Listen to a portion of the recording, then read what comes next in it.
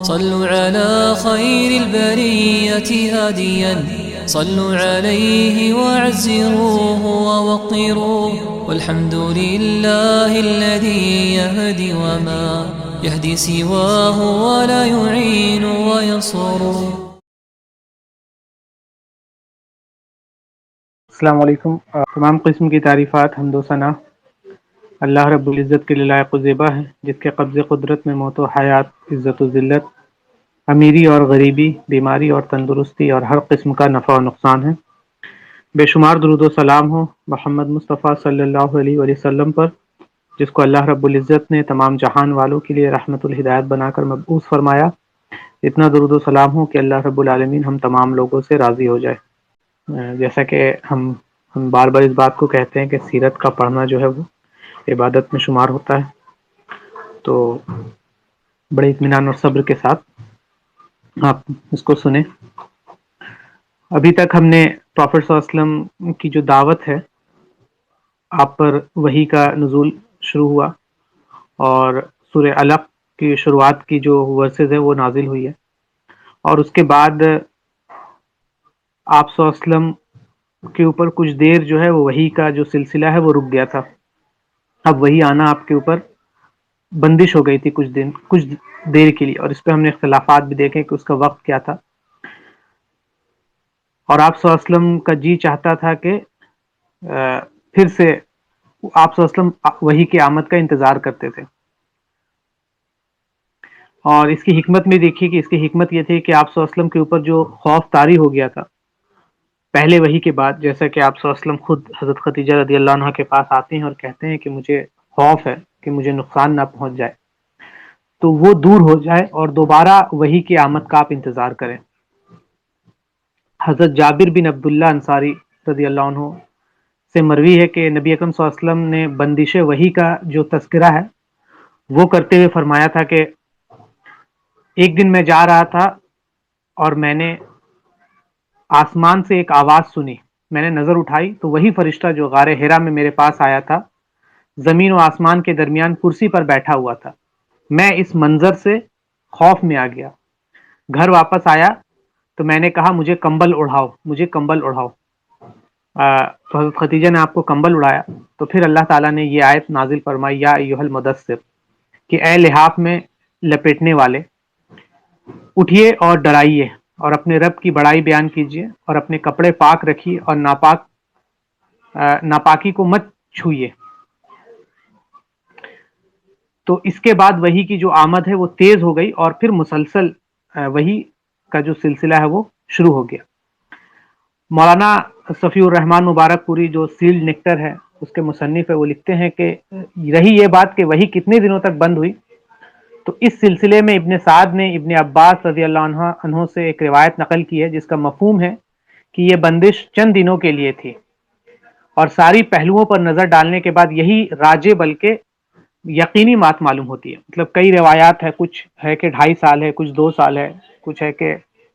کئی مہینے ہیں۔ تو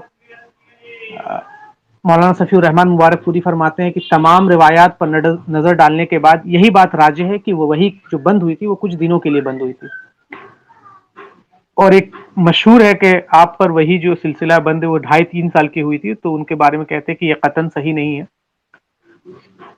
یہ بات۔ امام بخاری نے ذکر کیا کہ وحی کی بندش کی وجہ سے آپ صلی اللہ علیہ وسلم اس قدر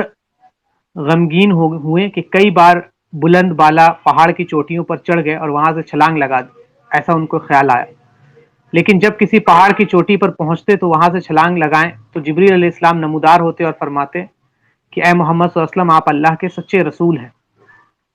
تو بیچ بیچ میں فرشتے جو ہیں وہ آ کے اور یہ بات کہتے تھے کہ آپ اللہ کے سچے رسول ہیں، اور اس وجہ سے آپ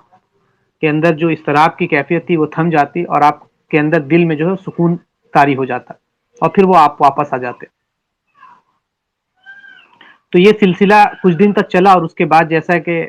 حضرت جابر کی روایت ہے کہ ایک دن آپ آئے اور کہا مجھے لحاف اڑا دو، کمبل اڑا دو، تو وہاں پہ آئے کہ اے لحاف میں اڑنے والے۔ پھر ہم نے اس صورت کے تعلق سے بھی دیکھا اس کی جو اس کے بعد جو آپ صلی اللہ علیہ وسلم کو حکم ملا ہے کہ اب جو ہے آپ دعوت و تبلیغ کے لیے اب آپ تیار ہو جائیے، مطلب کلی طور پر آپ اپنے آپ کو اب تیار کر لیجئے۔ تو اس تعلق سے جو لاسٹ لیکچر میں ہم نے تین باتیں دیکھی تھی، سورہ علق کا جو ورڈ ہے علق، اور اس کے بعد پھر سورہ مدثر اور سورہ مزمل میں قم جو ورڈ آیا ہے، اس پہ ہم نے تفصیلی بات دیکھی تھی کہ اس کا کیا مطلب ہے۔ تو سورہ مزمل اور سورہ مدثر پھر ہم نے رات کے قیام کے تعلق سے دیکھی تھی، اور دن میں لوگوں کو دعوت و تبلیغ اور رات کو قیام۔ تو پھر ہم نے دیکھی تھی کہ دعوت کے فیلڈ میں جو لوگ رہتے ہیں یا دائی ہوتے ہیں، جو اسلام کو پھیلانے کے لیے جن کے پاس ذمہ داریاں ہوتی ہیں، تو ان کے تعلق سے کیا بہتر طریقہ ہے دعوت کا، وہ یہ اس نبی اکرم صلی اللہ علیہ وسلم کے اس عمل میں یا جو اس حکم میں چھپا ہوا ہے۔ تو اس کو نکالنا ہے کہ دن میں دعوت اور رات میں خود کے اوپر محنت۔ تو ایک لنگوسٹک میریکل آف قرآن بھی ہے کہ جو دثر ورڈ ہے، اس کا مطلب ہوتا ہے جسٹ اپنے آپ کو، جیسے یا ایھا المدثر کا جو دثر ورڈ ہے، اس کا مطلب ہوتا ہے کہ جسٹ اپنے آپ کو ریگولرلی کور کرنا شال سے، مطلب ایسے ہی نارمل، اور اسی سے مدثر باہر نکلا ہے۔ اور جو مزمل کا زمل ورڈ ہے، اس کا مطلب ہوتا ہے کہ انسان اپنے آپ کو بلینکٹ سے کور کرے رات کے وقت۔ تو جب آپ تفسیر کا مطالعہ کریں گے اور اس کی گہرائی میں جائیں گے تو آپ کو قرآن کے لنگوسٹک میریکل کا پتہ چلے گا کہ اللہ سبحانہ و تعالیٰ نے یہاں پہ مزمل جو ورڈ ہے اس کو ٹائی کیا ہے رات کے محنت سے، اپنے آپ کو رات میں اللہ کے سامنے آپ تہجد میں کھڑے ہوں، اور مدثر کو دن کے تعلق سے کیا ہے کہ اب آپ اٹھیے اور لوگوں کو ڈرائیے۔ تو تفسیر تبری میں بھی ایک آتھینٹک چین کے ساتھ ہے کہ یہ اللہ کا کمانڈ تھا آپ صلی اللہ علیہ وسلم کو کہ اب جو ہے وہ دعویٰ، مطلب اب دعویٰ کا ہے ٹائم ہو گیا، مطلب اب آرام کے لیے آپ اپنے آپ کو تیار کر لیجئے دعوت کے لیے، اب اپنے آپ کو لوگوں کے بیچ میں آنے کے لیے تیار کر لیجئے۔ پھر ہم نے اسٹیجز آف دعویٰ دیکھے کہ اسٹیجز آف دعویٰ آپ صلی اللہ علیہ وسلم کی زندگی میں ہے، وہ کئی ڈیفرنٹ ہے۔ اس میں شروعات کا جو دور تھا وہ خفیہ دعوت ہے۔ خفیہ دعوت سے مراد ہے، اب کچھ یہ نہ سمجھے کہ خفیہ دعوت کا مطلب یہ ہوتا ہے خاموشی، نہیں۔ خفیہ دعوت کا مطلب ہوتا ہے کہ جب مشکل حالات ہو اور مشکل ترین حالات ہو، اسلام کو نقصان پہنچانے کا خطرہ ہو، تو اس وقت آپ اپنے دعوت کے موڈ کو چینج کرتے، نہ کہ دعوت کو چینج کرتے۔ یہ نہیں کہ آپ دعوت کو ہی بدل دیں اور دعوت کو ہی غلط پیش کرنے لگیں اور مصلحت کے نام پر آپ دا فنڈامنٹل آف اسلام کے ساتھ سمجھوتا کر لیں۔ یہ نہیں تھا خفیہ دعوت کا مطلب۔ خفیہ دعوت کا مطلب تھا کہ آپ دا موڈ آف دعویٰ ہے وہ بدل دیا گیا، کہ اگر علل اعلان دعوت دی جاتی تو اس سے زیادہ نقصان ہوتا، تو اس بنیاد پر خفیہ دعوت سے شروع کیا گیا۔ تو یہ جو ایک ذہن میں آتا ہے لوگوں کے آج کے، کہ جو دعوت ہے اس سے مراد ہے کہ آپ اپنے میسج کو ہی بدل دیں، اس کو میسج میں ہی چینجز لا دیں۔ تو جو فرسٹ اسٹیج آف دعویٰ ہے مکہ کا 13 سال کا، اس کا جو ایک پیریڈ ہے جس کو کہتے ہیں آپ سمجھے کہ خفیہ دعوت، یا جس میں آپ صلی اللہ علیہ وسلم لوگوں سے سیکریٹ میٹنگ کرتے تھے، انڈیویجول جو بہت زیادہ اعتماد کے لوگ ہوتے تھے، یا جن کو لگتا تھا کہ آپ صلی اللہ علیہ وسلم کو لگتا تھا کہ یہ جو ہے وہ سمجھدار ہیں اور یہ بات کو سمجھیں گے، تو ان لوگوں سے آپ انڈیویجول کمیونیکیشن کرتے تھے، کنورسیشن کرتے تھے، اور ان کو آپ اسلام کی دعوت دیتے تھے۔ تو یہ اب دیکھیں کہ ہم کئی بار ایسے مقام پر رہتے ہیں جہاں پہ کوئی مسلم کمیونٹی نہیں ہے، تو ہم جو کام کیا کرتے ہیں کہ لوگوں سے پہلے جا کے بات کرتے ہیں، ٹھیک ہے، ان کو انوائٹ کرتے ہیں توحید کی طرف سے۔ جب پھر آپ ایک ایسے مضبوط لوگوں کو اپنے ساتھ تیار کر لیتے ہیں کہ جو آپ کے ساتھ کھڑے ہوں، 2 لوگ، 4 لوگ، 5 لوگ، کہ پھر آپ کیا ہوتے ہیں کہ پھر علل اعلان دعوت کا کام کرتے ہیں۔ پھر کئی بار ہوتا ہے کہ آپ دعوت دے رہے ہیں لیکن کوئی آپ کے ساتھ کھڑا نہیں ہوا ہے، تو پھر آپ کئی بار اکیلے کھڑے ہوتے ہیں، جیسے حضرت ابراہیم علیہ السلام کی مثال میں سے۔ تو پھر آپ صلی اللہ علیہ وسلم جب ریچ کر رہے ہیں لوگوں کے ساتھ، اور جس کے اندر آپ گڈ کیریکٹرسٹک دیکھ رہے ہیں، جیسے حضرت ابو بکر ہے، حضرت عثمان ہے، حضرت ابو ذر غفاری ہے، جنہوں نے کبھی شراب نہیں پیا دور جاہلیت میں، کبھی زنا کی طرف بھی نہیں گئے، اور ہمیشہ ان کی جو مطلب نیت ہے وہ صحیح رہی، ہمیشہ وہ حق کے تلاش میں رہے۔ تو ان لوگوں نے بہت فاسٹ دعوت کو ایکسیپٹ کیا، کیونکہ یہ ہمیشہ اس کے تلاش میں تھے، حق کی تلاش میں تھے۔ اور کچھ لوگ ایسے تھے جو بہت ڈیفیکلٹ رہے، جیسے ابو سفیان جو بہت آخر میں اسلام قبول کیے ہیں اور بہت ایک طرح سے اسٹرگل چلا ہے ان کا. کئی لوگ ایسے رہے پھر کوئی بیچ میں اسلام قبول کیے, کئی آخر میں جا کے اسلام قبول کیے. پھر اس 3 سال کے بعد 7 سال کا جو دعوت کا پیریڈ ہے وہ اوپن رہا ہے, اور یہ سب سے موسٹ ڈیفیکلٹ ٹائم رہا ہے پروفٹ صلی اللہ علیہ وسلم کی زندگی میں. جب آپ یہ بات سمجھے کہ جب آپ ایک نیک آدمی ہیں اور آپ اللہ اللہ خیر صلی اللہ, آپ اپنی نماز پر دھیان دے رہے ہیں, اپنے روزوں پر دھیان دے رہے ہیں, اور ایک سماج میں ایک کونے میں جا کر آپ نماز پڑھ رہے ہیں, تو بہت زیادہ کسی کو ایشو نہیں ہوگا آپ سے. آپ اپنی مسجد میں ہیں اور آپ نماز پڑھ رہے ہیں تو کسی کو کوئی ایشو نہیں ہے, ٹھیک ہے. لیکن جیسے ہی آپ اس رسپانسبلٹی کو فلفل کرنے کے لیے کھڑے ہوتے ہیں, اور وہ جو رسپانسبلٹی اللہ نے اپنے رسول کو دیا ہے اور رسول صلی اللہ علیہ وسلم کے بعد ہم پر آ جاتی ہے, اور وہ ہے کہ لوگوں کو اللہ کی توحید کی طرف بلانا, لوگوں کو ایک اللہ کی دعوت دینا اور طاغوت کا انکار کرانا, تو ہارڈشپ بگن ہوتا ہے. پھر آپ کے اوپر سختیاں شروع ہوتی ہیں, پھر آپ کو سمجھ میں آتا ہے مشکل کیا ہوتا ہے, پھر آپ کو گالی کھانا پڑتا ہے, پھر آپ کو کیا ہوتا ہے, مار کھانا پڑتا ہے, پھر آپ کو لوگ ساتھ چھوڑ کے چلے جاتے ہیں. تو یہ ہارڈشپ تب شروع ہوتا ہے جب آپ لوگوں کے سامنے پبلک میں آ کے دین کی بات کرنا شروع کرتے ہیں. جب تک آپ اپنے گھر میں ہیں کوئی ایشو نہیں ہوتا ہے کسی کو,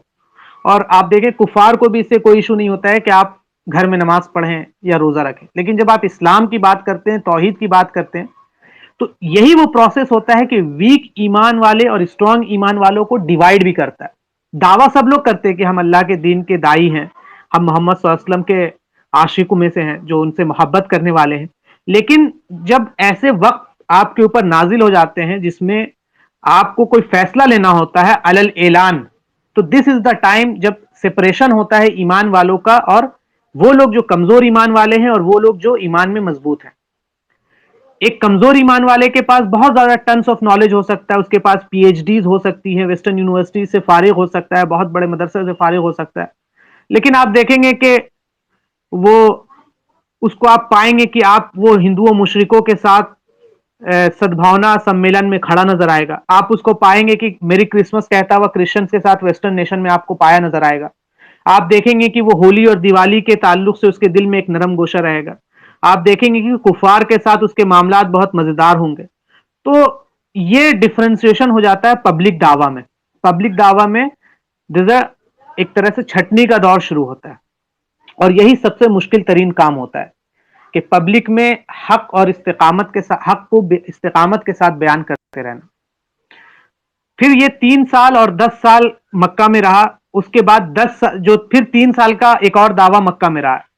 یہ سب سے زیادہ ہارڈشپ اور رہا ہے کہ مکہ سے باہر جا کے آپ صلی اللہ علیہ وسلم دعوت دیے, اور پھر اس کے بعد 10 سال کا دعویٰ کا پیریڈ رہا ہے مدینہ میں,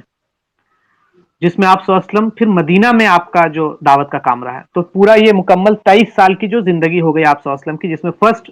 سیکرٹ دعویٰ, پھر 10 سال مکہ کے اندر دعویٰ, اس میں پھر 3 سال ہے جس میں آپ مکہ سے باہر نکل کر لوگوں کو دعوت دے رہے. تو یہ 13 سال کی پیریڈ, پھر 10 سال آپ کے مدینہ میں. تو سب سے پہلے اب کیا ہے کہ اب جب دعوت کا سلسلہ شروع ہو رہا ہے اور آپ کو حکم دے دیا گیا ہے کہ اب آپ اللہ کے اس پیغام کو, اس کی تبلیغ جو ہے وہ اللہ کے حکم سے آپ کیجیے. تو تبلیغ جو ہے ایک ورڈ ہے, اور اس کا جو معنی ہے وہ یہ ہے کہ لوگوں کو, مطلب جو بات ہے اسی طریقے تک پہنچا دیا جائے جو اس کا پراپر وے ہے کنوے کرنے کا. مطلب جو طریقہ ہے, جو میسج ہے, اس کو بغیر مولڈ کیے ہوئے, اس میں بغیر کوئی ترمیم لائے ہوئے لوگوں تک اس چیز کو پہنچانا. تو پہلی وحی کے بعد آپ کو یہ یقین ہو گیا تھا کہ آپ اللہ کی طرف سے آپ کو منصب مل گیا ہے. اور پھر جب آپ کو دوسری وحی آئی ہے کہ یا ایھا المدثر, اے لحاف میں لپیٹے رہنے والے, اٹھیے اور لوگوں کو ڈرائیے. اور اس کے بعد آیت کے بعد کیا ہے کہ اس بات کا پیغام تھا کہ اب آرام اور سکون کا جو نیند ہے اس کا دور اب ختم ہو چکا ہے. اب مستقبل میں آپ کو ایک نہایت عظیم الشان کام آپ کو کرنا ہے, اور اس کے لیے آپ کو ذمہ دار بنایا گیا ہے. تو اب آپ اپنے, ہوتا ہے نا کہ آپ کمر بستہ ہو جائیے, تیار ہو جائیے. اب آپ کو ہر طرح سے لوگوں کو دعوت پہنچانی ہے, اور آپ کو مشکل بھی آنا ہے, تو اس کے لیے آپ کو اپنا دل مضبوط رکھنا ہے. تو ہم نے اس لاسٹ لیکچر میں بھی دیکھا تھا کہ دعوت دین کے تعلق سے جب بات آتی ہے کہ دعوت دین اور اس کی ذمہ داری کے تعلق سے جب بات آتی ہے تو یہ پہلا حکم ہے قرآن میں آیا ہے، اور ہمارے لیے بھی یہ بڑا وہ ہے اگزامپل ہے کہ ہم کس طرح دعوت کے تعلق سے کام کریں. تو نبی کریم صلی اللہ علیہ وسلم کی جو زندگی ہے اس سے ہمیں بہت ہمارے لیے اسوہ اور نمونہ ہے. اور اسلام کی بنیادی بات جو ہے، جس بات پر ہم دعوت دیتے ہیں لوگوں کو، وہ کیا ہے؟ وہ ہے توحید، اللہ کی طرف بلانا اور طاغوت کا انکار کروانا، آخرت، قیامت کا ایمان، اور انسان کا تزکیہ نفس، اور امت مسلمہ کو ہر قسم کے شر سے بچانا، اور پھر اس کے مفادات، اس کی جو بینیفٹس ہے، اس کی جو پرائرٹیز ہے، یا اس کا تحفظ کرنا. تو اس آیت کا مقصد کیا ہے کہ رسول اکرم صلی اللہ علیہ وسلم کی عظیمت میں شدت اور تیزی پیدا کرنا تھا، تاکہ آپ اپنے رب کی رسالت کی ذمہ داریاں ادا کرنے کے لیے پوری طریقے سے تیار ہو جائیں، اور کسی بھی طریقے کے رکاوٹ، کسی بھی طرح کی پریشانی اور مشکل حالت جو آپ کے ساتھ آئیں، تو اس کے باوجود آپ کیا ہے دعوت اللہ کو احسن طریقے سے آپ تکمیل کریں. تو یا ایھا المدثر کے بارے میں بھی ہم نے دیکھا تھا کہ یا ایھا المدثر کہہ کر آپ اللہ رب العزت نے بڑے پیارے انداز میں آپ صلی اللہ علیہ وسلم کو مخاطب فرمایا. اور جیسا ہم نے لاسٹ میں بھی دیکھا تھا کہ یہ کوئی نام جو ہے مدثر آپ صلی اللہ علیہ وسلم کا ایک نام ہے، اس نام کا خود میں کوئی بہت بہت جامع مطلب نہیں ہے. چونکہ اللہ نے یہ نام آپ صلی اللہ علیہ وسلم کو دیا ہے تو اس کی خوبصورتی پھر بڑھ جاتی ہے. اور ہم نے اس کا ایگزامپل بھی لیا تھا، جس طرح نبی اکرم صلی اللہ علیہ وسلم نے حضرت علی کو ابو تراب کا لقب دیا تھا کہ اے دا فادر آف، مطلب مٹی کے باپ. تو خود میں بہت معنی والا نام نہیں ہے، لیکن چونکہ اللہ کے رسول صلی اللہ علیہ وسلم نے یہ نام دیا ہے تو اس کی عظمت بڑھ جاتی ہے. اور حضرت علی فرماتے بھی ہیں کہ یہ نام مجھے تمام ناموں میں سب سے محبوب نام ہے، کیونکہ آپ صلی اللہ علیہ وسلم نے یہ نام دیا ہے.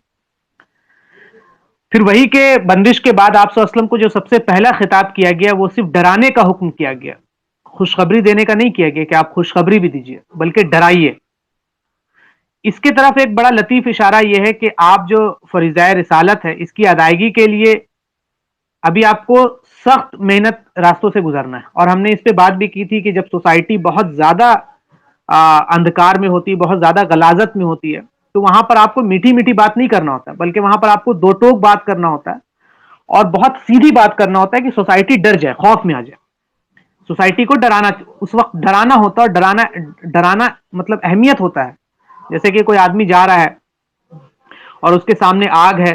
تو آپ اس کو پیار سے نہیں روکیے گا اے بھائی رک جائیے، بلکہ آپ اس کو جتنا سخت آواز میں ہو سکتا ہے اس میں روکیے گا تاکہ وہ رک جائے اور اس کو سمجھ میں آئے کہ آگ ہے سامنے. تو اسی لیے آپ دیکھیں کہ یہاں پر جو ڈرانے کے تعلق سے بات آئی ہے، نہ کہ یہاں پہ بات جو آئی ہے وہ کسی اعتبار سے محبت والی یا خوشخبری دینے والی. اور اس میں جو ہے کہ پلیدی سے دور رہیے، مطلب گندگی سے دور رہیے. تو یہ کہہ کر آپ کی رہنمائی فرمائی گئی ہے کہ آپ اپنی فطرت اور مزاج کے باعث جن ناپسندیدہ چیزوں سے اجتناب، اس میں آپ کی نیت یہ ہونی چاہیے کہ یہ سب کچھ اللہ کے حکم کی تعمیل ہے، اس کی بندگی اختیار کر کے کر رہا ہوں، تاکہ آپ کا یہ عمل آپ کی امت کے لیے پیروی کا ایک نمونہ بن جائے. شرک اور بدعات اور خرافات، اس سے اپنے آپ کو دور رکھیں. اب جب دعوت کا جو سلسلہ شروع ہوا ہے تو سب سے پہلے آپ صلی اللہ علیہ وسلم پہ اسلام جو قبول کیا تھا، جیسا ہم نے دیکھا حضرت ورقہ بن نوفل نے، کہ جب ان کو لے کے گئی ہیں حضرت ختیجہ تو انہوں نے آپ صلی اللہ علیہ وسلم کی رسالت کو تسلیم کیا، اور بعد میں آپ صلی اللہ علیہ وسلم نے کہا بھی کہ وہ 2 جنتوں میں ہیں. اور پھر حضرت ختیجہ کا قبول اسلام. حضرت ختیجہ کیونکہ آپ صلی اللہ علیہ وسلم کے اتنے سالوں سے ہیں اور آپ صلی اللہ علیہ وسلم کو بہت سب سے اچھے طریقے سے وہ جان رہی ہیں، بلکہ تمام لوگوں میں جتنے بھی لوگ تھے سب میں، صرف خواتین میں نہیں بلکہ سب لوگوں میں سب سے پہلے آپ صلی اللہ علیہ وسلم پر ایمان لائی ہیں. اور نبی اکرم صلی اللہ علیہ وسلم کی زبان سے سب سے پہلے آپ حضرت خدیجہ رضی اللہ عنہ نے وحی سنی ہے، اور آپ صلی اللہ علیہ وسلم ہی سے سن کر حضرت خدیجہ نے سب سے پہلے قرآن کی تلاوت کا شرف حاصل کیا. اور اسی طرح سے نبی اکرم صلی اللہ علیہ وسلم کی سے نماز کی جو تعلیم ہے وہ سب سے پہلے حضرت خدیجہ نے پائی ہے. اور آپ ہی کے مکان، آپ کا جو گھر ہے اس کو یہ شرف حاصل ہوا کہ سب سے پہلے وحی جو جبریل علیہ السلام نے محمد صلی اللہ علیہ وسلم تک پہنچائی ہے، اس کی تلاوت غار حرا کے بعد آپ صلی اللہ علیہ وسلم نے آپ کے گھر میں کی ہے. تو حضرت خدیجہ کیونکہ آپ صلی اللہ علیہ وسلم کو بہت اچھے سے جانتی ہیں اور آپ کے بارے میں بتا بھی رہی ہیں کہ جب آپ پریشان حال تھے تو کہہ بھی رہی ہیں کہ یا رسول اللہ صلی اللہ علیہ وسلم آپ بہت مطلب آپ غریبوں کی یتیموں کا خیال رکھتے ہیں، تو اللہ آپ کو ضائع نہیں کر سکتا۔ عقیدہ توحید کے بعد لا الہ الا اللہ محمد رسول اللہ کے اقرار کے بعد اسلام نے سب سے پہلی چیز جو فرض کی ہے وہ نماز ہے، اور تمام بڑی احادیث سے یہ ثابت ہے کہ نماز کی فرضیت کے بعد نبی اکرم صلی اللہ علیہ وسلم اپنی جو زوجہ متحرمہ ہے حضرت ختیجہ کو وضو اور نماز کی تعلیم دی ہے۔ تو نماز کی فرضیت کے بعد جبریل علیہ السلام نبی اکرم صلی اللہ علیہ وسلم کی خدمت میں تشریف لائے ہیں، اور اس وقت آپ مکہ مکرمہ کی بالائی جانب تھے، اور جبریل علیہ السلام نے وادی کے ایک جانب ایک ایڑی ماری تو وہاں سے ایک چشمہ پھوٹ پڑا، اور نماز کے لیے وضو کرنے کا طریقہ سکھانے کے لیے جبریل علیہ السلام نے وضو کیا، اور نبی اکرم صلی اللہ علیہ وسلم نے ان کو دیکھتے رہے، پھر آپ صلی اللہ علیہ وسلم نے بھی ان کو دیکھ کر وضو کیا۔ اس کے بعد حضرت جبریل نے آپ کو نماز پڑھائی اور آپ ان کی امامت میں نماز ادا کی۔ پھر جبریل علیہ السلام واپس چلے گئے اور حضرت نبی اکرم صلی اللہ علیہ وسلم حضرت خدیجہ کے پاس واپس آئے، تو آپ نے حضرت جبریل علیہ السلام کی طرح حضرت خدیجہ کو وضو کر کے دکھایا اور بتایا کہ نماز کے لیے اس طرح سے وضو کیا جاتا ہے، اور حضرت خدیجہ نے نبی اکرم صلی اللہ علیہ وسلم کو دیکھ کر اسی طرح سے وضو کیا۔ پھر نبی اکرم صلی اللہ علیہ وسلم نے حضرت جبریل علیہ السلام کی طرح حضرت خدیجہ کو نماز پڑھائی، اور حضرت خدیجہ نے نبی اکرم صلی اللہ علیہ وسلم کی امامت میں نماز ادا کی۔ تو حضرت خدیجہ وہ ہیں جو سب سے پہلے آپ صلی اللہ علیہ وسلم کے اوپر آپ کی جو اس نبوت اس پر ایمان لاتی ہیں اور آخر دم تک آپ کا ساتھ دیتی ہیں، اور ہم نے اس سے پہلے بھی حضرت خدیجہ کے تعلق سے باتیں دیکھی ہیں پریویس لیکچرز میں کہ ان کی جو قربانی ہے، ان کا جو ساتھ دینا ہے، جیسے نبی صلی اللہ علیہ وسلم فرمایا تھا کہ جب تمام لوگ میرے انکار کر رہے تھے تو حضرت خدیجہ تھی جنہوں نے میرا ساتھ دیا، اور آپ صلی اللہ علیہ وسلم حضرت خدیجہ کے تعلق سے ان کا ذکر کرنا اور ان کے جانے کے بعد ان کا ذکر کرنا کہ حضرت عائشہ کہتی ہیں کہ مانو کی دنیا میں کوئی اور ہے ہی نہیں، نبی اکرم صلی اللہ علیہ وسلم حضرت خدیجہ کے تعلق سے اس طرح سے ذکر کرتے ہیں۔ اس کے بعد حضرت علی ابن ابی طالب کا اسلام قبول کرنا، سیدہ خدیجہ رضی اللہ عنہا کے بعد سب سے پہلے بچوں میں حضرت علی نے اسلام قبول کیا، اور اس پہ بھی ہم نے دیکھا تھا کہ کچھ اختلاف ہوتے ہیں، تو حضرت امام ابن حجر اسقلانی نے اس کو کس طرح سے اس کو سوالو کیا تھا۔ اور جب آپ نے اسلام قبول کیا تو راجع قول کے مطابق آپ کی عمر 10 سال تھی، اور امام تبری نے اور ابن اسحاق نے اسی قول کو اختیار کیا۔ اللہ تعالیٰ نے حضرت علی پر یہ ایک طرح کہہ سکتے ہیں کہ خصوصی انعام فرمایا کہ انہیں نبی اکرم صلی اللہ علیہ وسلم کے نبی اکرم صلی اللہ علیہ وسلم کے زیر تربیت حاصل کرنے کا موقع ہوا، جس طرح سے آپ صلی اللہ علیہ وسلم بچپن میں اپنے والد اور والدین کے گزر جانے کے بعد اور اپنے دادا حضور کے گزر جانے کے بعد اپنے چچا ابو طالب کے یہاں تربیت حاصل کر رہے ہیں، وہاں پہ رہتے ہیں، تو چونکہ ہم نے دیکھا تھا لاسٹ لیکچر میں کہ حضرت ابو طالب کی جو فائنینشیل کنڈیشن تھی وہ بہت زیادہ صحیح نہیں تھی، تو نبی اکرم صلی اللہ علیہ وسلم نے حضرت علی کو اپنے پاس رکھا اور حضرت علی آپ ہی کے پاس وہیں پہ تربیت حاصل کی۔ تو یہ بہت بڑا انعام ہے حضرت علی کے اوپر کہ آپ بچپن سے ہی سرکار دو عالم صلی اللہ علیہ وسلم کے گھر میں آپ کی تربیت ہوئی، اور آپ صلی اللہ علیہ وسلم نے ان کو اپنے گھر کا ایک فرد بنا لیا تھا، اور حضرت علی تیسرے فرد ہے جنہوں نے آپ صلی اللہ علیہ وسلم، رسول اللہ صلی اللہ علیہ وسلم اور حضرت خدیجہ کے بعد نماز ادا کی۔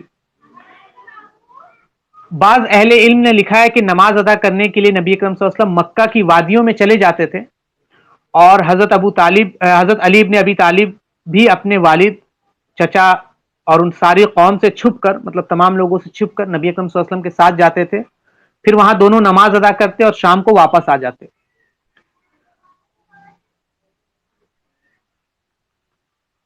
تو حضرت علی کے تعلق سے دیکھیں کہ سب سے تھرڈ نمبر کے پرسن ہیں جنہوں نے اسلام قبول کیا، ایج 7 سے 10 کے بیچ ہے، راجع قول ہے 10، اور آپ کی تربیت جو ہوئی ہے وہ ارلی ایج سے ہوئی ہے، جیسا کہ ہم نے پریویس لیکچرز میں دیکھا ہے کہ آپ صلی اللہ علیہ وسلم حضرت علی رضی اللہ عنہ کو بت پرستی سے کس طرح سے روک رہے ہیں، سمجھا رہے ہیں، تو تربیت جو ہے وہ آپ صلی اللہ علیہ وسلم کے گھر پہ ہوئی ہے ارلی اسٹیج سے، تو آپ سمجھ سکتے ہیں کہ ان کا مقام اور مرتبہ کیا ہے، جیسا کہ ہے کہ حضرت علی کو ابو طالب سے نبی کریم صلی اللہ علیہ وسلم نے بچپن میں ہی لے لیا تھا۔ اور کیریکٹر میں بھی حضرت علی بہت زیادہ نبی اکرم صلی اللہ علیہ وسلم سے سملر تھے، اور حضرت علی کے پاس بہت زیادہ وقت تھا نالج گین کرنے کا، کیونکہ بہت شروع سے وہ آپ صلی اللہ علیہ وسلم کے ساتھ ہے، بہت اسٹارٹنگ سے، تو ایمپل آف ٹائم ان کے پاس تھا کہ وہ نالج کو گین کرتے شروع سے. جس طرح سے آپ صلی اللہ علیہ وسلم لینگویج میں، زبان میں، عربی زبان میں بہت ایکسلنٹ تھے، اور آپ خود فرماتے ہیں کہ میں فصیح الزبان ہوں عربی میں، اسی طرح سے حضرت علی بھی ایکسلنٹ کمانڈ تھا ان کو لینگویج اور سننا میں. اور تیسرے پرسن ہیں جنہوں نے نماز آپ صلی اللہ علیہ وسلم کے بعد پڑھی ہے،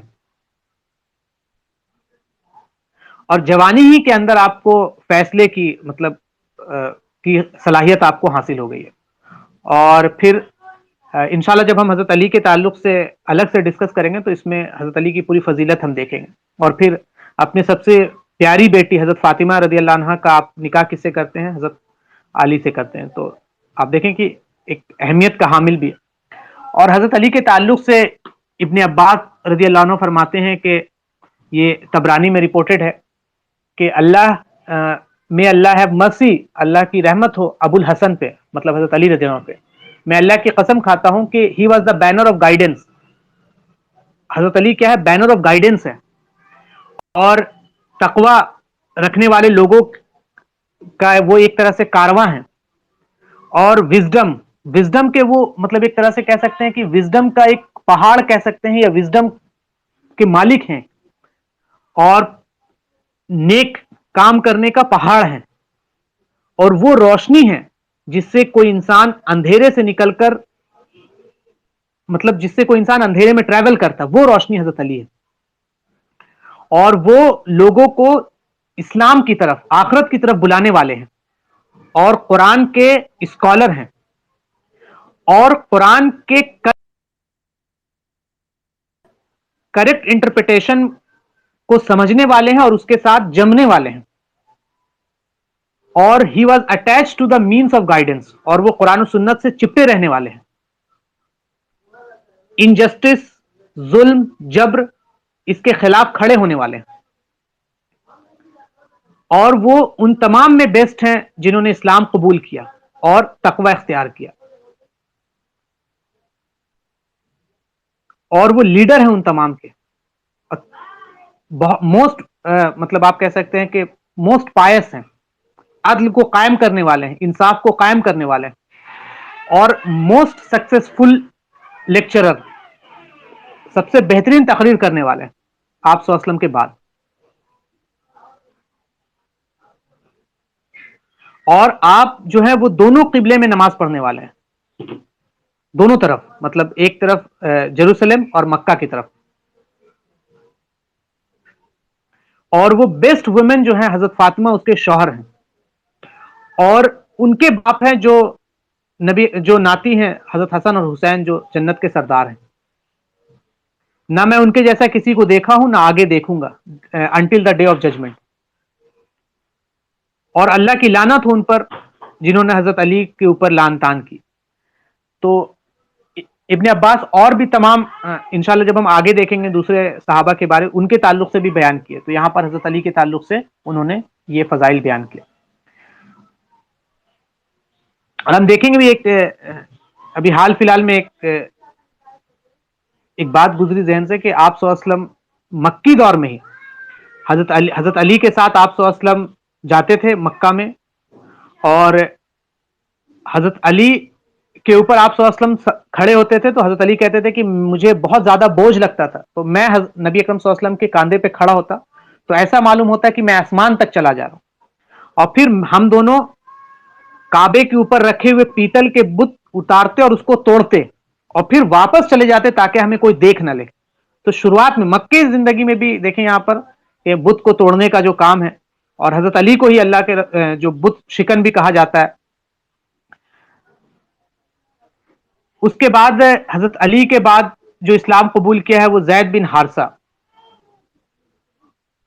اور غلامی کی زندگی سے نجات پانے والوں میں سب سے پہلے ایمان لانے کا شرف جو ہوا ہے حضرت زید بن حارثہ کو ہوا.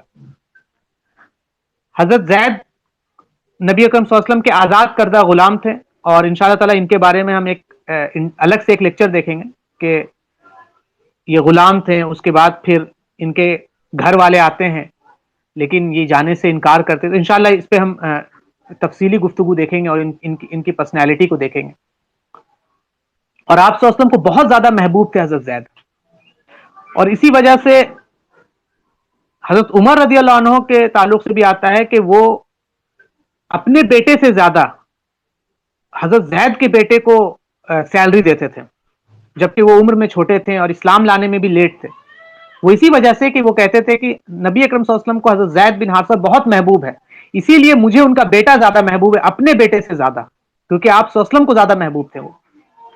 اور رسول اکرم صلی اللہ علیہ وسلم نے انہیں اپنا بیٹا بنایا تھا, منہ بولا بیٹا. جب حضرت زید بن حارثہ کے والد اور ان کے گھر والوں کو اس بات کا علم ہوا کہ ان کا جو بیٹا ہے وہ غلامی میں ہے, تو وہ آپ صلی اللہ علیہ وسلم سے ان کو واپس لینے اور خریدنے کے لیے آپ صلی اللہ علیہ وسلم کی خدمت میں پہنچے. تو آپ صلی اللہ علیہ وسلم نے حضرت زید کو مکمل اختیار دیا کہ اگر واپس جانا چاہیں تو جا سکتے ہیں. یہ بہت اسٹرینج تھنگ تھا, کوئی نئی بات نہیں تھی, مطلب کوئی کامن بات نہیں تھی, بلکہ بہت اسٹرینج بات تھی. یہ اس سوسائٹی کی بات ہے جہاں پہ غلامی عام ہے, اور غلام کو چھوڑنا اتنا آسان نہیں ہوتا تھا. اور غلام کو اگر یہ حق مل جائے کہ وہ باہر نکلنا چاہے تو اس کے لیے تو ایک دم ایسا دن ہوتا تھا عید کے جیسا کہ میں غلامی سے اب نکل رہا ہوں. تو حضرت زید نے رسول اللہ علیہ وسلم کو اپنے والد اور اہل خانہ پر ترجیح دی, مطلب اپنے والد اپنے گھر والوں کو چھوڑ کر غلامی کی زندگی جو ہے اس کو پسند کیا حضرت زید بن حارثہ نے, کہ میں کہیں اور نہیں جاؤں گا.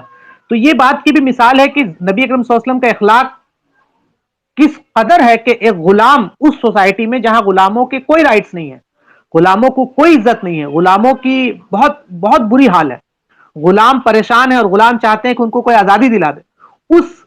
معاشرے میں, اس سوسائٹی میں حضرت زید کیا ہے, نبی اکرم صلی اللہ علیہ وسلم کا ساتھ چاہ رہے ہیں اور اپنے گھر والوں کو چھوڑ رہے ہیں کہ مجھے غلامی ہی پسند ہے آپ صلی اللہ علیہ وسلم کا. آپ صلی اللہ علیہ وسلم میرے لیے میرے والد اور میرے چچا کے درجے میں. تو یہ بات سن کر ان کے والد اور چچا نے کہا کہ تجھ پر افسوس ہے, تو آزادی کے بجائے غلامی کو پسند کر رہا ہے اور اپنے باپ چچا کے گھر والوں کو چھوڑ رہا ہے. تو حضرت زید بن حارثہ جواب میں کہتے ہیں کہ جی ہاں, میں نے نبی اکرم صلی اللہ علیہ وسلم کی ذات اقدس میں ایسی خوبیاں دیکھی ہیں کہ میں آپ صلی اللہ علیہ وسلم کو چھوڑ کر کسی اور کا انتخاب نہیں کر سکتا. اور حضرت زید بن حارثہ نے آپ صلی اللہ علیہ وسلم جتنا محبت کرتے تھے, زید بن حارثہ آپ صلی اللہ علیہ وسلم سے اتنی محبت کرتے تھے, اور آپ صلی اللہ علیہ وسلم کے ساتھ ہر وقت رہے دعوت میں. اور طائف کا واقعہ ہے جہاں جب آپ صلی اللہ علیہ وسلم جاتے ہیں اور آپ صلی اللہ علیہ وسلم لوگوں کو دعوت کے لیے دیتے ہیں, اور آپ کے اوپر اوباش لونڈوں کو چھوڑ دیا جاتا ہے جو پتھر چلاتے ہیں اور جس سے آپ کا نالین مبارک خون سے بھر جاتا ہے, تو زید بن حارثہ وہاں آپ کے ساتھ ہوتے ہیں, کبھی پیچھے جاتے ہیں, کبھی دائیں جاتے ہیں, کبھی بائیں جاتے ہیں, کبھی آگے جاتے ہیں کہ پتھر مجھے لگ جائے نہ کہ آپ صلی اللہ علیہ وسلم کو لگے. خود پتھر کھا رہے ہیں ہر طرف گھوم گھوم کے کہ جو پتھر آ رہا ہے وہ میرے سر پہ لگے, میرے پیروں پہ لگے, نہ کہ نبی اکرم صلی اللہ علیہ وسلم کے اوپر لگے. تو پھر یہ اسلام قبول کرتے ہیں. دیکھیے بڑی اہم بات ہوتی ہے کہ جب انشاءاللہ تعالی بھی ہم اس کی وہ بات دیکھیں گے کہ جب آپ کی دعوت آپ کے گھر والے ایکسپٹ کر لے, باہر والے ایکسپٹ کر لے یہ بہت بڑی بات نہیں ہے, گھر والے ایکسپٹ کر لے یہ بہت بڑی بات ہے. مطلب پھر آپ صلی اللہ علیہ وسلم کی جو بیٹیاں ہیں وہ ان کا اسلام قبول کرنا. نبی اکرم صلی اللہ علیہ وسلم کی جتنی بیٹی تھی, سیدہ زینب, ام کلثوم, رقیہ اور فاطمہ, انہوں نے فوراً اسلام قبول کر لیا, کیونکہ وہ اپنے والد کی بعثت سے قبل ہی ان کے استقامت اور ان کا حسن کردار اور آپ صلی اللہ علیہ وسلم کی پرسنالٹی اس سے بہت زیادہ متاثر تھی. اور اس زمانے کے لوگ بت پرستی اور طرح طرح کی گناہوں میں گھرے ہوئے تھے, جبکہ آپ اور آپ کے جو خاندان تھے اس سے پاک تھے. آپ کا گھر تھا وہ اس چیزوں سے پاک تھا, آپ نے اپنے گھر کو اس چیزوں سے بچا کے رکھا تھا. اور اس طرح نبی اکرم صلی اللہ علیہ وسلم کے گھرانے کو یہ شرف حاصل ہوا کہ اللہ تعالیٰ پر ایمان لانے میں اور شریعت اسلامیہ کی پیروی کرنے میں آپ صلی اللہ علیہ وسلم کا گھر سب سے پہلا گھر بنا, اور تلاوت قرآن اور اقامت صلاح کے لحاظ سے بھی اسی گھرانے کو فوقیت حاصل ہوئی, اور اللہ نے انہیں خوبیوں سے نوازا ہے. اور پھر اللہ کے دین کے اس کو پھیلانے میں, اللہ کے دین کو دعوت و تبلیغ میں آپ کا جو گھر ہے, آپ کا جو خاندان ہے, انہوں نے بڑی نہایت اہم کردار ادا کیا.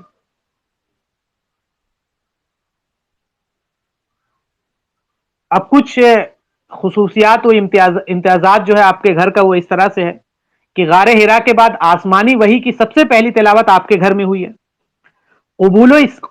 اسلام قبول کرنے میں سب مردوں اور عورتوں میں سبقت لے جانے والی جو شخصیت ہے وہ آپ صلی اللہ علیہ وسلم کی محبوب بیوی حضرت ختیجہ ہے، وہ آپ ہی کے گھر کی ہیں۔ نماز کا جو اقامت صلاح ہے سب سے پہلے آپ کے گھر میں ہی ہوا ہے، اور سب سے پہلے ایمان لانے والے 3 افراد حضرت ختیجہ، حضرت علی اور حضرت زید بن حارثہ وہ آپ ہی کے گھر میں رہنے والے ہیں۔ اور دین کی نصرت کی ذمہ داری سب سے پہلے آپ کے گھر نے قبول کی ہے۔ گھر کا کوئی فرد چاہے وہ چھوٹا ہو یا بڑا ہو، وہ دعوت دین کی حمایت کرنے سے پیچھے نہیں رہا ہے، چاہے وہ چھوٹا ہو یا بڑا ہو۔ اور یہ گھر جو ہے وہ ہر معاملے میں، قربانی دینے کے معاملے میں بھی سب سے آگے رہا ہے۔ اور اس گھر میں جتنے لوگ تھے ان میں سے پاک باز اور سب سے جو اہم ہے وہ کیا ہے، اور ایمان اور اخلاق کی پیکر صدیق، وہ کون ہے؟ آپ صلی اللہ علیہ وسلم کی بیوی ہے۔ ایک فرما بردار اور دستے بازو بننے والے دوست اور ساتھی کی صورت میں آپ کے چچا زاد بھائی نوجوان کون؟ حضرت علی ہے جو آپ کے۔ ایک سچا مومن، آپ کا سچا مددگار، منہ بولا بیٹا، اور آپ کا فرما بردار، اطاعت گزار اور ایماندار، حق کی تصدیق کرنے والے آپ کی بیٹیاں ہیں، اور پھر منہ بولا بیٹا ہے۔ اس گھر نے، اس خانوادے نے ایمان کا خوبصورت جامع اپنے اوپر پہن لیا، اور تصدیق رسالت مطلب رسالت کی تصدیق کے نور سے اپنے گھر کو منور کر لیا۔ جیسا کہ اللہ تعالیٰ فرماتا بھی ہے کہ اور وہی اللہ ہے جس نے تمہیں ایک جان آدم سے پیدا کیا اور اس کا جوڑا بنایا تاکہ وہ اس سے سکون حاصل کرے۔ تو اس طرح سے نبی اکرم صلی اللہ علیہ وسلم کا جو گھر ہے وہ اس فرمان کا عملی وہ شکل موجود ہے کہ جو آپ صلی اللہ علیہ وسلم، جو آپ نے تربیت کے سلسلے میں فرمایا کہ ہر بچہ فطرت سلیمہ پر پیدا ہوتا ہے، اور اس کی پیدائش کے بعد اس کے والدین اسے یہودی یا عیسائی یا مجوسی بنا دیتے ہیں۔ تو صحیح تربیت ہی کی وجہ سے رسول اللہ صلی اللہ علیہ وسلم کی جو بیٹیاں ہیں وہ ایمان لانے میں اور آپ صلی اللہ علیہ وسلم کی تصدیق کرنے میں سب سے سبقت لے گئی ہیں۔ ہر مسلمان کے لیے ضروری ہے کہ جو اللہ تعالیٰ کو اپنا رب مانتا ہے اور محمد صلی اللہ علیہ وسلم کو اس کا رسول تسلیم کرتا ہے،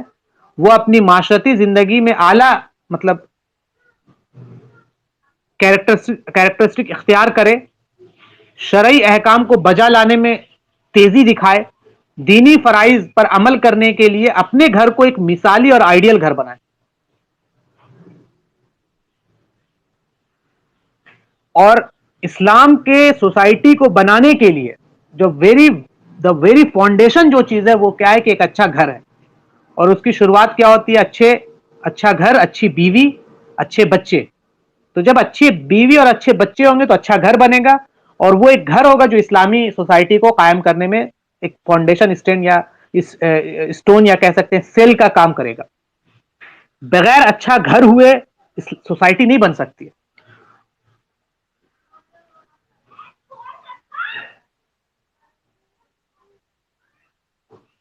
تو یہ چیز ہمیشہ ہمیں ذہن میں رکھنا ہے۔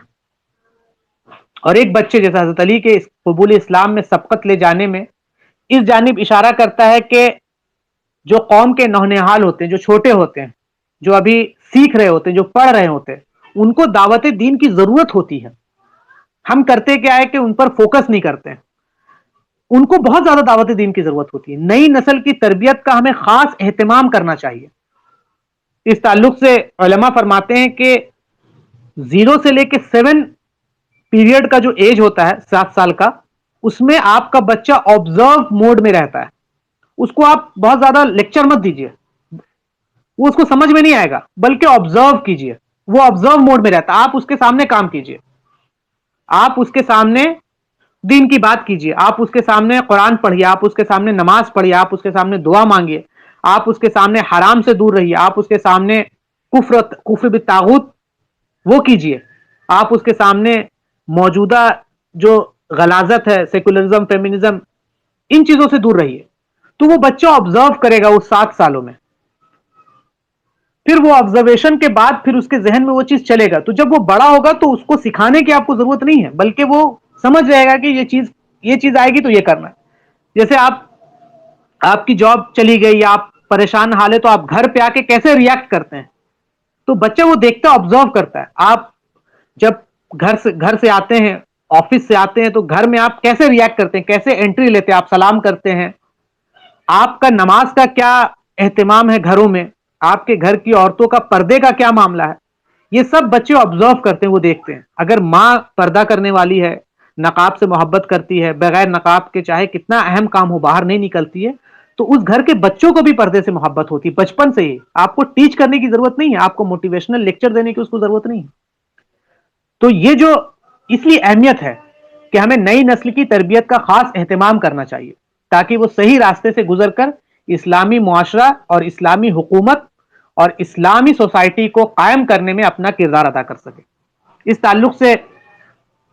شیخ الاسلام محمد بن عبد الوہاب رحمۃ اللہ علیہ فرماتے ہیں کہ ہمیں اپنے بچوں کو وضو کے فرائض سے پہلے عقیدہ الولا والبرا کی تعلیم دینی ہے، مطلب عقیدے کی دعوت دینی ہے. شیخ ناصر الفہد،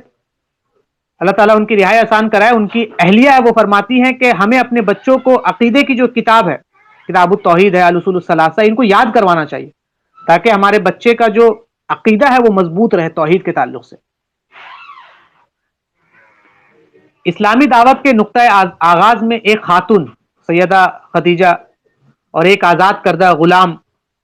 حضرت زید، ایک بچے حضرت علی، اور خاندان نبوت کے جتنے بھی باقی افراد ہیں کے سامنے دعوت پیش کرنا اس امر کی واضح دلیل ہے کہ یہ دعوت سب کے لیے ہے. یہ دعوت صرف مردوں کے لیے نہیں ہے، یہ دعوت صرف میچور پرسنز کے لیے نہیں ہے، یا یہ دعوت کسی ایلیٹ کلاس کے لیے نہیں ہے، بلکہ یہ اسلام کی دعوت سب کے لیے، چاہے وہ چھوٹا ہو، بڑا ہو، مرد ہو، عورت ہو، آقا ہو، غلام ہو، آزاد ہو، غلام ہو، معاشرے کا سب حصہ ہے. اور اپنے اپنے وقت پر ان سب کو معاشرے کی تعمیر، حکومت کے قیام اور اسلامی سوسائٹی کو قائم کرنے میں اپنا کردار ادا کرنا ہے. ایک عورت کو جو کردار ادا کرنا ہے، ایک مرد کو جو کردار ادا کرنا ہے، تو اس معاشرے کے سب پارٹ ہے. تو ہمیں کسی بھی سیکشن آف دا سوسائٹی کو نیگلیکٹ نہیں کرنا ہے یہ کہہ کے کہ یہ دعوت تمہارے لیے نہیں ہے، بلکہ یہ دعوت سب کے لیے، اور یہ دعوت کا جو مقصد ہے وہ سب کے ساتھ ہے. تو ہمیں یہ دعوت کے تعلق سے بھی سمجھنا ہے.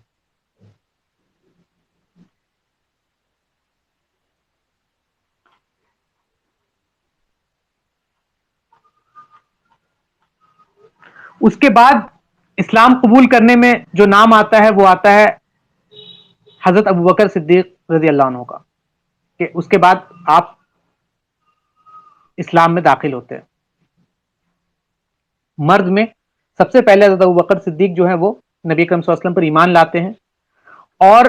آپ صلی اللہ علیہ وسلم کو نبی بنانے سے پہلے بھی وہ آپ کے نہایت قریبی ساتھیوں میں سے تھے. اور آپ کے بارے میں، حضرت ابوبکر صدیق کے بارے میں اللہ کے رسول صلی اللہ علیہ وسلم فرماتے ہیں کہ جسے بھی اسلام کی میں نے دعوت دی، اس نے یا تو ریجیکٹ، مطلب ایک ہوتا نا کہ ایک تھوڑا سا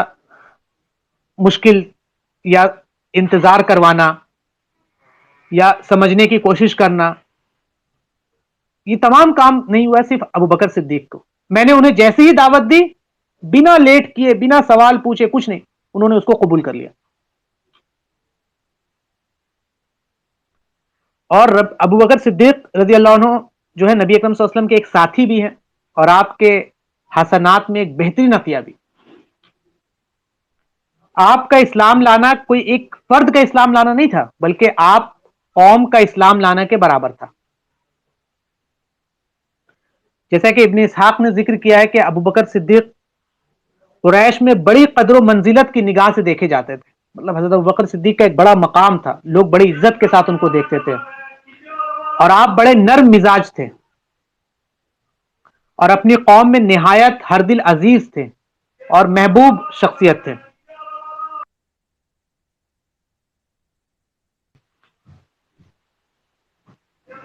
آپ پوری قوم قریش میں لوگوں کا حسب نسب سب بہتر جانتے تھے. مطلب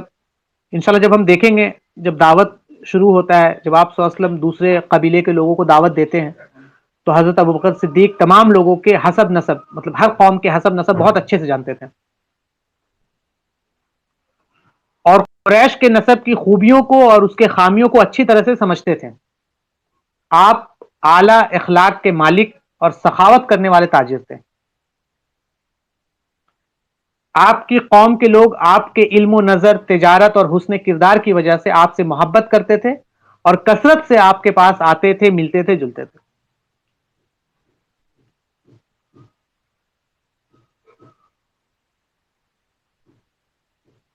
آپ دریا دلی میں اور فیاضی میں ایک ایسا آپ کے اندر کیریکٹرسٹک تھا کہ جو لوگوں کی محبت حاصل کر لیتا تھا، مطلب آپ کی پرسنالٹی ایسی تھی کہ مطلب جو لوگوں کو اٹریکٹ کرتی تھی اپنی طرف۔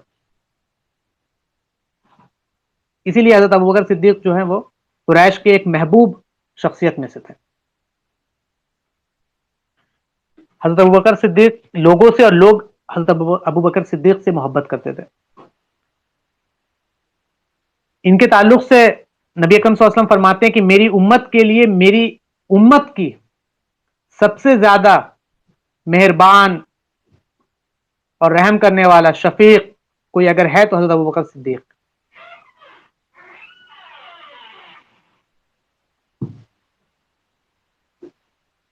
اور عربوں کے ہاں علم النصاب میں اور علم تاریخ میں بہت اہم علوم مانے جاتے تھے عربوں کے ہاں، اور حضرت ابوبکر صدیق ان دونوں علوم میں بہت بڑے عالم تھے۔ اور قریش کے اندر یہ بات معروف تھی کہ ابوبکر صدیق جو ہے وہ قریش کے نسب سے، اس کی تاریخ سے، مطلب جتنا وہ جانتے ہیں اتنا کوئی نہیں جانتا ہے۔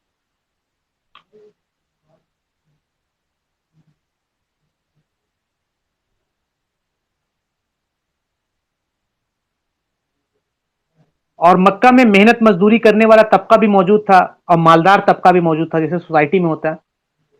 یہ سبھی حضرت ابوبکر صدیق کی مجلس میں شرکت کے خواہش مند رہتے تھے۔ آپ بہت بڑے تاجر نہیں تھے، مطلب بہت زیادہ، لیکن مشہور تاجر تھے آپ کی پرسنالٹی کی وجہ سے۔ ضرورت مند لوگ آپ کے پاس آتے تھے، کثرت کے ساتھ آتے تھے، اور آپ اپنے گھر آنے والوں کو نہایت خوش دلی سے ان کا استقبال کرتے،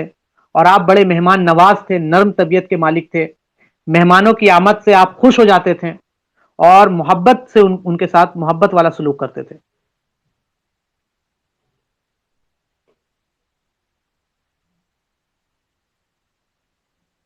اور حضرت ابوبکر صدیق کے ہاں مکی معاشرے کے ہر طبقے کی دلچسپی کا سامان موجود تھا۔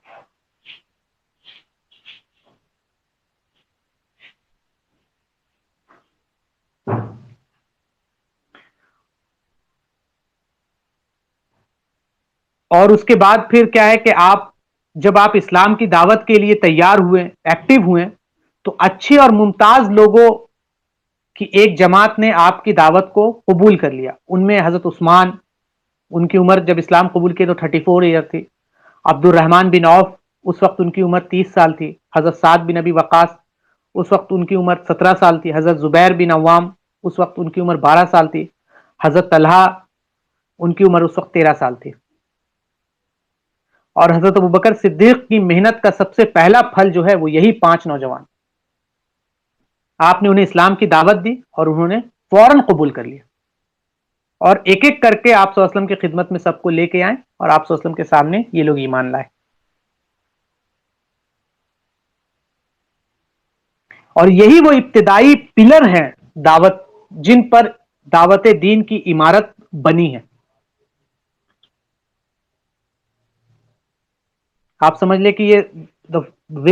وہ پہلے لوگ ہیں جنہوں نے اسلام کی دعوت کو کھڑا کیا ہے، اور اللہ نے انہی کے ذریعے نبی اکرم صلی اللہ علیہ وسلم کی نصرت فرمائی ہے اور انہیں طاقت پہنچائی ہے۔ پھر اس کے بعد لوگوں کے اسلام لانے میں تھوڑی سی تیزی ہوئی، لوگ دھیرے دھیرے کر کے فوج در فوج اسلام میں داخل ہونا شروع ہو گئے۔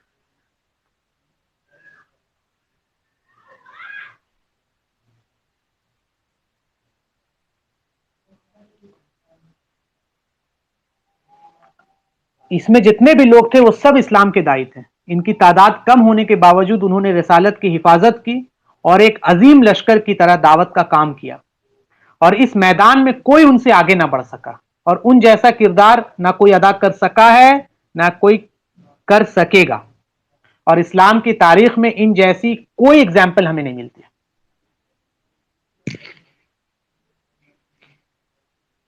حضرت ابوبکر صدیق کی دعوت اللہ کی میں جو ان کی کوشش ہے، جو بھاگ دوڑ ہے، وہ اس حقیقت کو بتاتی ہے کہ دین حق پر ایمان کیسے لایا جاتا ہے، اور اللہ تعالیٰ اور اس کے رسول کے احکام، اس کا جو حکم ہے، اس کو کیسے پورا کیا جاتا ہے، اور اس میں ایک مومن کا کیا ری ایکشن ہونا چاہیے، کیا طرز عمل ہونا چاہیے۔ اسے ایک لمحہ کے لیے بھی چین اور سکون نہیں ملتا ہے۔ جس سچائی پر وہ ایمان لایا ہے، جب تک وہ اس کی حقانیت کو دنیا کے سامنے نہ پیش کر دے، وہ آرام سے نہیں بیٹھتا ہے۔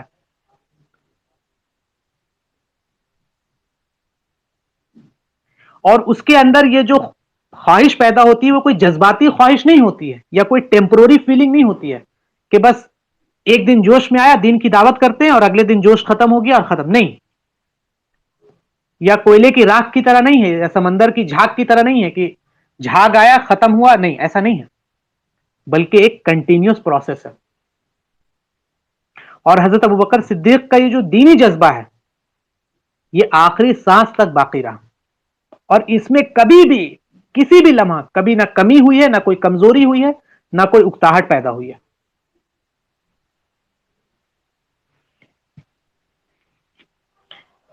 دعوت کا جو حامی بنانے کے لیے صاحب حیثیت لوگوں کا جو بڑا اثر ہوتا ہے، جب دعوت آپ دیکھیں کہ کوئی بہت بڑی پرسنالٹی جب اسلام قبول کرتی ہے، تو اس کا ایک اثر ہوتا ہے سوسائٹی میں۔ تو اسی لیے دیکھیں گے کہ جب اسلام کی نشر و اشاعت میں دوسروں کے نسبت حضرت ابوبکر صدیق کے جو اثرات ہیں، وہ زیادہ وسیع ہیں اور زیادہ اہم ہیں۔ قبول اسلام سے پہلے، اسلام لانے سے پہلے، حضرت ابوبکر صدیق کا جو رسول اللہ صلی اللہ علیہ وسلم کے ساتھ تعلق تھا، وہ ذاتی تھا اور طبی ملان کی وجہ سے تھا۔ پرسنل تعلقات، دوستی ہے، اور کیریکٹرسٹک اچھے تھے دونوں کے، اس وجہ سے تھا۔ اور یہ جو رشتہ بنا ہے، نئے سرے سے ایک اللہ پر ایمان اور مشکل حالات میں ایک دوسرے کا دستے بازو، ایک دوسرے کا ساتھی بننے کی بنیاد پر بنا ہے۔ آپ صلی اللہ علیہ وسلم تمام اعلیٰ صلاحیتوں کے مالک ہیں۔ اللہ تعالیٰ نے آپ کا درجہ بہت بلند کیا ہے، اور عوام الناس میں بھی آپ ایک خاص مرتبے کے حامل ہیں۔ اس کے باوجود بھی آپ صلی اللہ علیہ وسلم کی دعوتی جد و جہد ہے، اس کو حضرت ابوبکر صدیق کے ایمان لانے سے بڑی تقویت حاصل ہوئی ہے، کیونکہ حضرت ابوبکر صدیق بھی عوام الناس میں اچھے خاصے مقبول تھے، اور سبھی انہیں قدر و منزلت، مطلب اچھے نگاہ سے، اچھے ان کی کیریکٹرسٹک، ان کی پرسنالٹی بہت اچھی تھی۔ اور اہل ایمان کی ایک ایسی جماعت تیار کرنے کے لیے جو اللہ کے دین کو قائم کر سکے، جو شرک کا خاتمہ کر سکے اور توحید کا نفاذ کر سکے، لوگوں کو حقیقی معبود کے دین کی دعوت دے سکے، اور ایک ایسی بے مثال اسلامی سوسائٹی وجود میں لا سکے،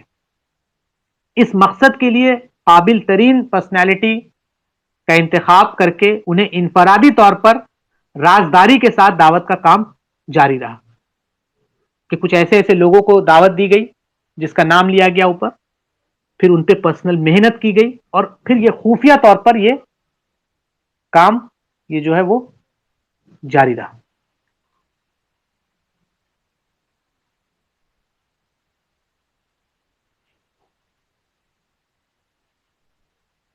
اس کے بعد صحابہ کرام کا دوسرا گروہ تیار ہوا۔ ایک گروہ یہ تھا پہلے، اب اس کے بعد دوسرا گروہ تیار ہوا، اور اس میں اسلام لانے والوں میں حضرت ابو عبیدہ بن جراح، ابو سلمہ، حضرت ارقم، حضرت عثمان بن مظعون، عبیدہ بن حارث، سعد بن زید، قدامہ، عبداللہ، فاطمہ بنت خطاب، اسما بنت ابی بکر، خباب بن ارت، عائشہ بنت ابی بکر، 12 لوگوں کا دوسرا گروہ ہے جنہوں نے اسلام کے اندر داخل ہو۔ پھر اس کے بعد تیسرا گروہ ہے جس میں 38 لوگ ہیں جو اسلام میں پھر داخل ہوئے. تو ان شاء اللہ تعالیٰ ہم ان تینوں گروہ کا الگ سے ان کی کیریکٹرسٹک، ان کی خوبیاں وہ ہم دیکھیں گے.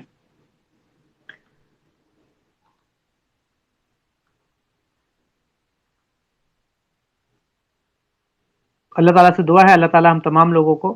کہنے سننے سے زیادہ عمل کی توفیق دے. جب تک زندہ رکھ ایمان کے ساتھ زندہ رکھ، اور جب خاتمہ ہو تو ایمان پر خاتمہ ہو. اور ان شاء اللہ تعالیٰ پھر ابو بکر کے تعلق سے ایک الگ لیکچر رہے گا ان شاء اللہ تعالیٰ، جس میں حضرت ابو بکر رضی اللہ عنہ کی خاص ان کا جو مقام ہے، ان کا مرتبہ ہے، ان کی قربانیاں ہیں، اس کے تعلق سے ہم بات کریں گے. پھر ان کا دعوت کا پروسیس ہے، اور دین کو کب کب انہوں نے مطلب مضبوطی بخشی ہے اس تعلق سے. اور نبی اکرم صلی اللہ علیہ وسلم کی جو محبت ہے حضرت ابوبکر رضی اللہ عنہ کے تعلق سے، اور حضرت ابوبکر کی جو محبت ہے آپ صلی اللہ علیہ وسلم کے تعلق سے، اس کی جو مثال ہے وہ دیکھنے میں نہیں ملتی ہے. ان شاء اللہ تعالیٰ اس پہ ہم ایک الگ خاص لیکچر اسی تعلق سے رہے. تو آج کا جو ہمارا لیکچر وہیں پہ ختم ہوتا ہے. اللہ سے دعا ہے اللہ تعالیٰ ہم تمام لوگوں کو کہنے سننے سے زیادہ عمل کی توفیق دے. جب تک زندہ رکھ ایمان کے ساتھ زندہ رکھ، جب خاتمہ ہو تو ایمان کے اوپر خاتمہ ہو. اللہ تعالیٰ ہم تمام کو سیرت محمد صلی اللہ علیہ وسلم سے کو پڑھنے اور اس سے محبت کرنے، اور اصحاب محمد صلی اللہ علیہ وسلم سے محبت کرنے کی توفیق دے، اور ان کے دفاع میں کھڑا ہونے والا بنا. اللہ تعالیٰ ہم تمام لوگوں کو اللہ کے دین، اللہ کی شریعت کا نفاذ کرنے والا، شرک اور کفر اور طواغیت کا خاتمہ کرنے والا بنا.